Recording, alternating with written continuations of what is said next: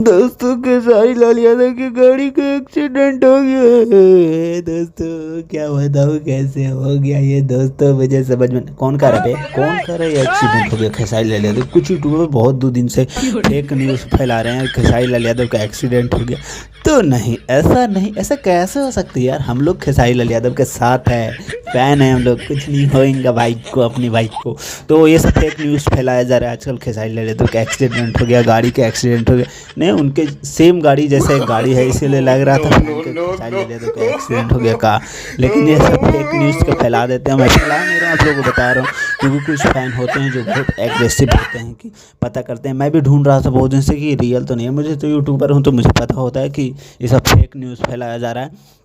तो आप लोगों को यही बताना चाहूँगा, ये सब फेक के चक्कर में मत रहिएगा। और भगवान करे ऐसा कभी ना हो। खेसारी लाल यादव जियो हज़ारों साल, और जब तक तरक्की करते रहो इसी तरह। ऐसे ऐसे फिल्में दो हमें, ऐसे ऐसे गाने दो कि हम फ़ैन के आपका नाच कर सके, आपके फ़ैन होने के। सो ज़्यादा कुछ नहीं बोलता हूँ। Love you, bye.